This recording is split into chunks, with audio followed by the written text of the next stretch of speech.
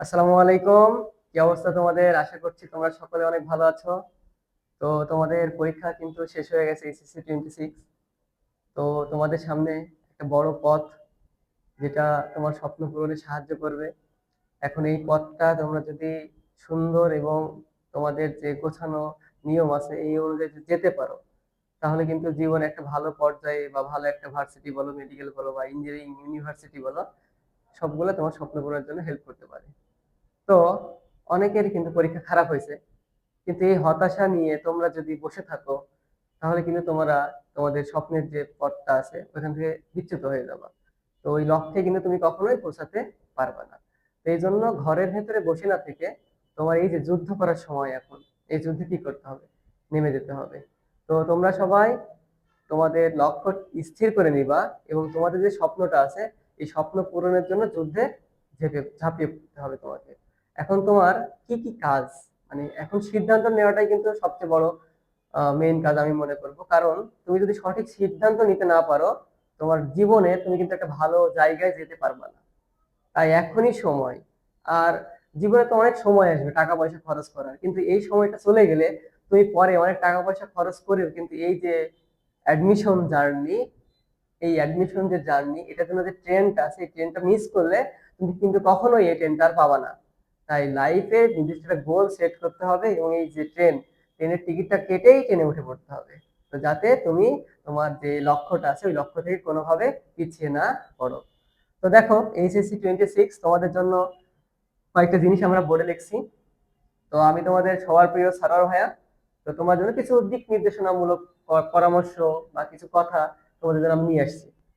তো দেখো, এখানে আমাদের কি কি বলা আছে: একাডেমিক, অ্যাডমিশন, ফিজিক্স, আদার সাবজেক্ট।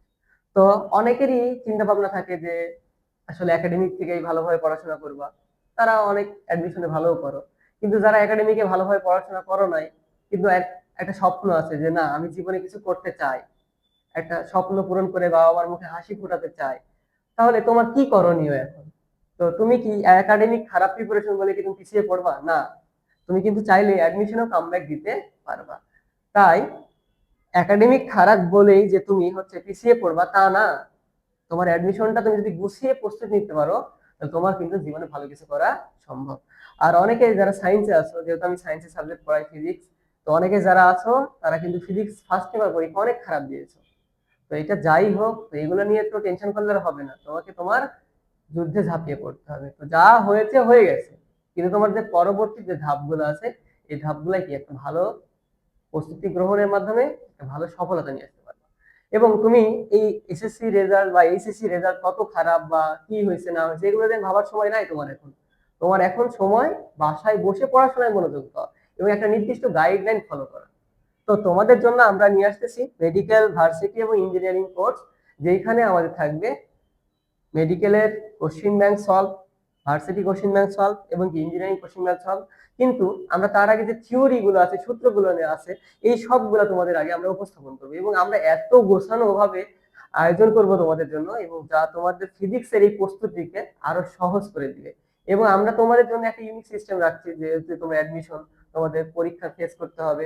তো প্রত্যেক দিন তোমরা পরীক্ষা ফেস করবে আমাদের এখানে আসলে। এবং এই পরীক্ষা দেওয়ার মাধ্যমে তোমাদের যে পরীক্ষা ভীতিটা একটা কথা আছে, পরীক্ষার হলে ভাইয়া কোশ্চিন পাওয়ার পরে আর অ্যান্সার করতে পারি না, হাত পা কাঁপে অনেকে। তো এই ভয়টা যাদের থেকে তোমরা উতরায় উঠতে পারো, এই জন্য আমাদের এই প্রতিদিনের যে এক্সামের শিডিউল বা প্রতিদিনের যে এক্সাম নেওয়ার যে সিস্টেম, এটা আমরা চালু করতে যাচ্ছি। তো তোমরা যদি নিয়মিত পড়াশোনা করো এবং একদম সর্বোচ্চ লেভেলের ইফোর্ট দিতে পারো, তাহলে তোমরাও কিন্তু অ্যাডমিশন একটা ভালো একটা ভার্সিটি বা একটা ভালো মেডিকেলে চান্স পেতে পারো। তো তোমাদের স্বপ্ন থেকে তোমরা বিচ্যুত না হয়ে তোমাদের স্বপ্নের এই জার্নিতে ঝাঁপিয়ে পড়তে হবে। তো তার জন্য তোমাদের জন্য যা যা করতে হয় ভাইয়া, তোমাদের সর্বোচ্চ সাপোর্ট দেওয়ার জন্য আমি তোমাদের সারা ভাই সবসময় প্রস্তুত থাকবো। এবং আমাদের এই যে অ্যাডমিশন ব্যাচটা, এটা কিন্তু খুব শীঘ্রই আমরা শুরু করছি। মোটামুটি 17 তারিখ থেকে আমরা শুরু করার চিন্তা ভাবনা করছি। তো যারা এখনো আমাদের সিট বুকিং করো নাই, তারা খুব দ্রুত অফিসে এসে নিজের সিট বুকিং করে যাবা এবং ভর্তি কনফার্ম করলেই পেয়ে যাচ্ছে সারোয়ার ফিজিক্সের আকর্ষণীয় একটা জার্সি। তো ঠিক আছে, ভালো থাকো, আর দেখা হবে ক্লাসে। আসসালামু আলাইকুম।